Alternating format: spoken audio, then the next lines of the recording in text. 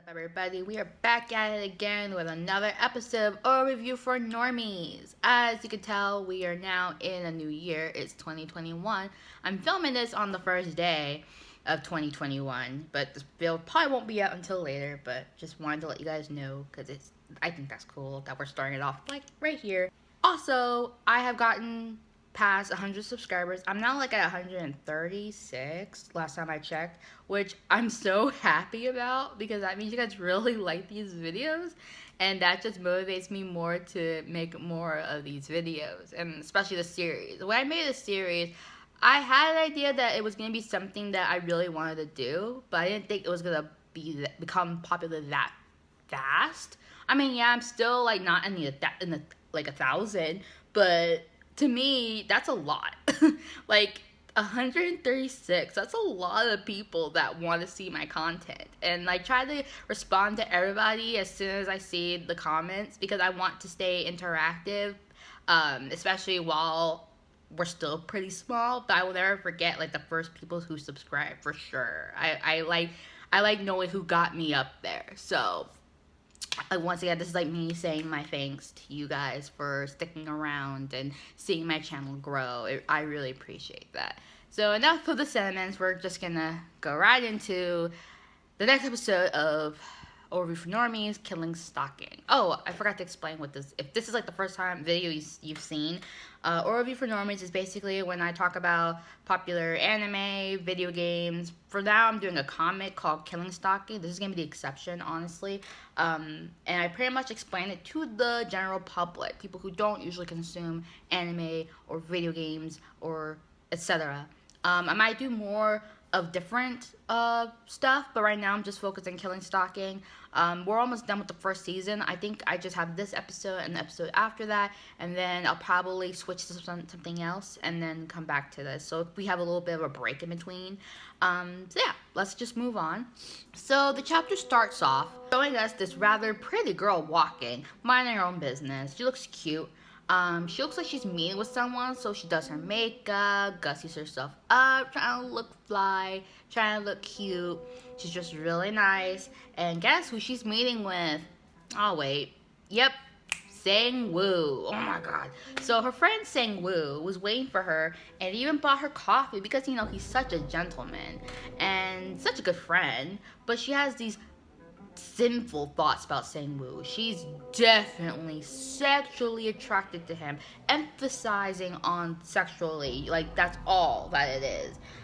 So it would appear that Sangwoo and this young lady who's just trying to get her ankles broken by him are going to perform a duet together at this festival. And they're discussing what song they want to sing. So one of the girls asks, I think her name is Jian,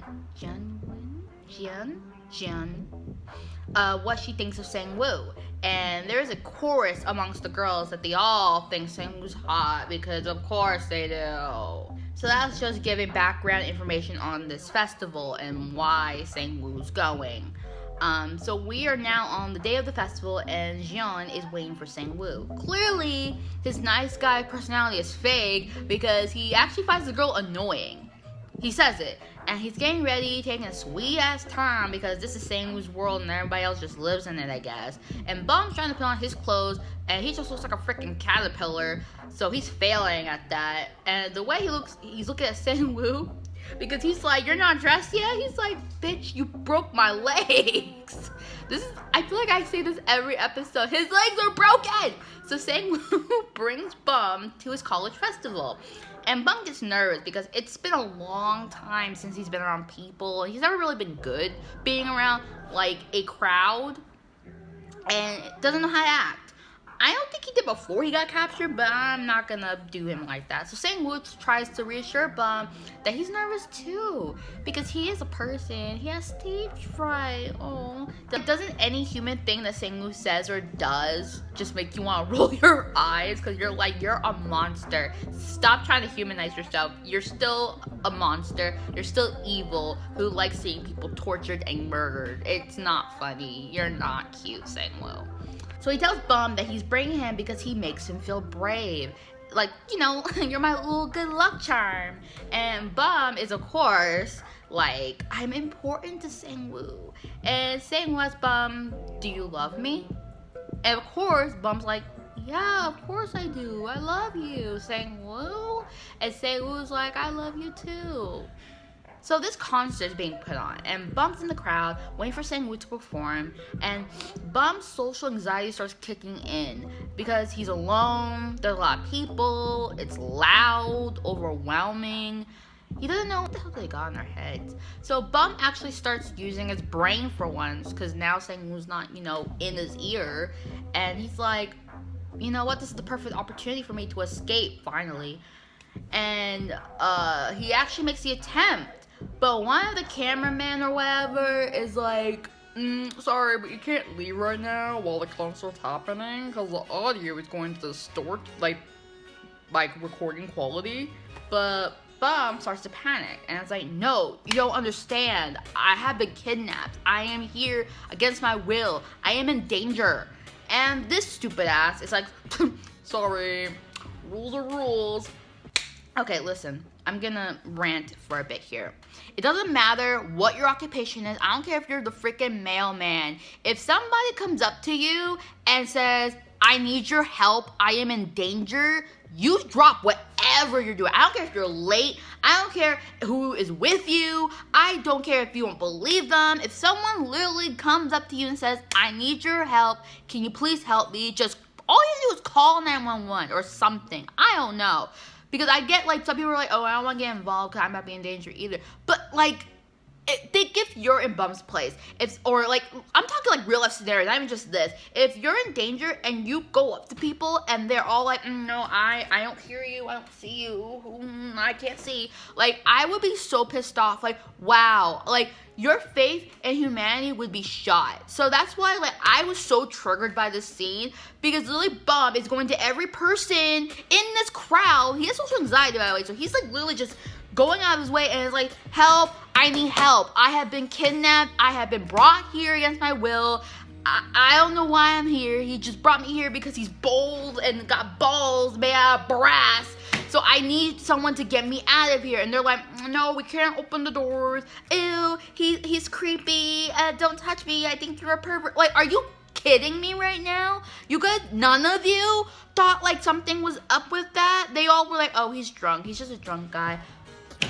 I don't care. Like, I'm sorry. Like, I hate, because I've had this argument with people too, and they're like, well, what if they're, like, lying? Listen, I would rather have a misunderstanding or somebody to, to assess the situation.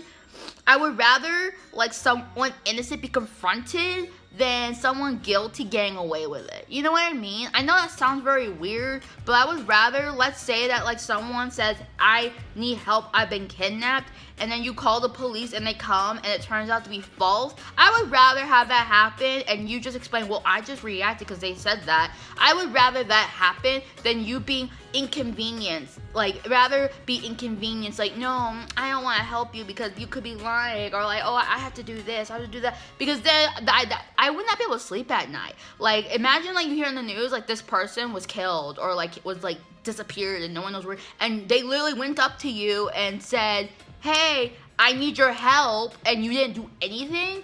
I'm sorry. That part really triggered me. A lot of shit happened in this freaking comic so far, and you guys were here with me for this. But that was the thing that triggered me the most, where I literally wanted to, like, I stopped reading because I was so mad. Like, he could have left, he could have escaped, but none of them did anything. And of course, at this point, Bum's, like, faith in humanity has been shot because literally no one thought to help him. Like, what the Alright. I was very heated there. Sangwoo and Jiang go up and they start singing. And Bum notices how everyone in the crowd is, like, in love with Sangwoo. So, like, this is, like, the moment where Bum actually has a reality check for once. And he starts, like, reading everything and is like, Sangwoo's handsome, he's charismatic, everyone loves him, everyone's friends with him, everyone wants to be with him or be him. So why are my feelings any different from everybody else's? I just feel the same way. I feel like he's handsome, I feel like he's charismatic, and I want to be special to him. So why is my feelings any different from everybody else's. Clearly, Sangwoo has this effect on everyone. So I'm not special. I am just like everybody else here. So my feelings for Sangwoo cannot be real because everyone feels the same way about him. That's basically what Yoonbum has come to the conclusion with, and he's right. Like, you're not in love with Sangwoo, you're infatuated with him, just like everybody else in this crowd is. There's nothing about Sangwoo that you don't really know him. You really don't. Literally every time we've seen Sangwoo outside of his house, he's been a whole different person every single time. Whether it's with Officer Park, even when Sang Bae confronted him, he was a different person. With Jeon, he's different. He's a different person to everyone. It's only when he's at his house you see his true colors, and it's not been entirely pleasant. So at that moment, like, Bum's like, I'm not in love with Sangwoo. He finally had the realization that he wasn't in love with him. He was infatuated just like everybody else was. And I wanted to applaud Bum for coming to that conclusion, but, like, you know, this is killing Stalking, so hold on to your horses. But basically, he's like, stop confusing me, and I hate him. So right before the performance, so this is like parallel. So that was Bum's side. This is now Jeon's side. They're not really clear on whether. I think it's Jeon's side. So right before the performance, Jeon and Sangwoo confide in each other about how nervous they are because, you know, they do some cute rock, paper, scissors that determine whether they win the concert. I don't know. This sounds like some weird John Green movie moment. And Sangwoo puts on the charm like, you're so talented and beautiful. We're gonna do great. And basically puts the moves on her. While they were singing, Jeon is reminiscing on their friendship, which they've been friends for a year. So, like, the time he took her home, studying together, when they used to go out with their friends, how they make each other laugh. So, basically, unlike the other girls that Sangwoo has been with and has brought home and killed, like, he's actually friends with her. So she, like, well, of course she was, like, infatuated with him, and also her thoughts are, like, not entirely I'm in love. It's very, very physical. But, like, what I took away from this is that Sangwoo wasn't ever targeting her until now, clearly. And it's, like, weird because they're in a circle of friends. So everyone in the group knows each other. They know Sangwoo and they know her. Just wanted to put that out there because that's what I was thinking at that point, where I was like, that's interesting that they've been friends for that long and he never actually pursued her until now. Just wanted to put that out there. Anyway, so she starts messing up because she's like getting flustered because she's like, oh my god, like Sangwoo's like into me, oh my god, like what if we get together? And Sangwoo sings along with her to cover her mistake because, you know, he's so like such a great guy, right? And she's gonna let him hit it. So Jeon's waiting for Sangwoo after the concert, and one of their friends tries to compliment her, and she's like, I'm waiting on Sangwoo. Sorry.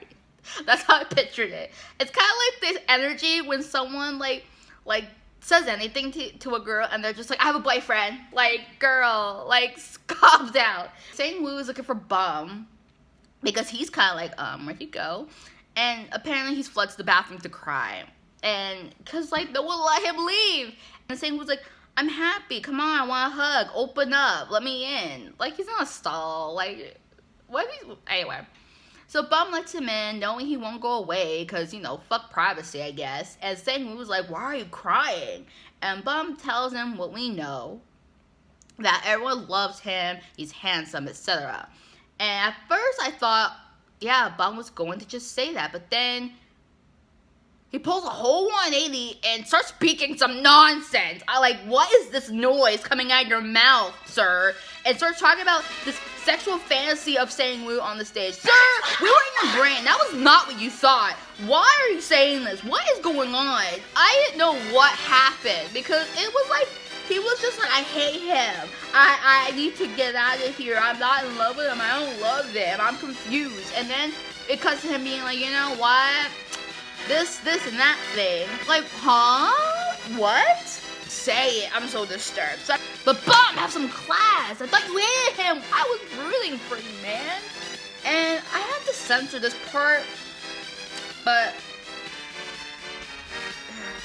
Sangwoo is like, I'm sorry. Your wish came true, and my God, he taps it on his head and everything. And so Bum gives him head in a public restroom because he's so classy like that.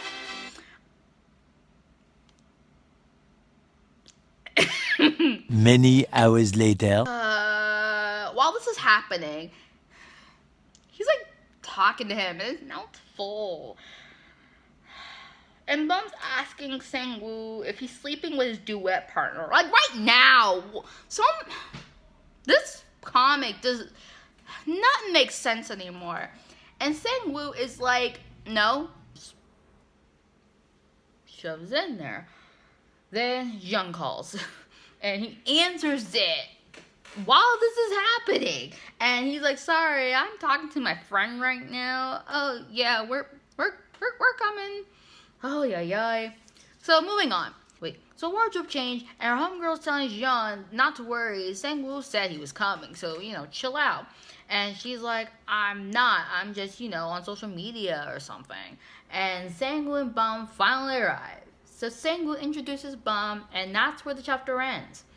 So, the next episode is going to be the finale, and it's going to be, I'm going to cover the last 3 chapters, and they're big, so that's why, I need to emphasize that. So anyway, if you like this video, please like it, subscribe, and stay tuned for the next episode, because we're almost at the end of the first season, and it's about to go down. So yeah, see you next time.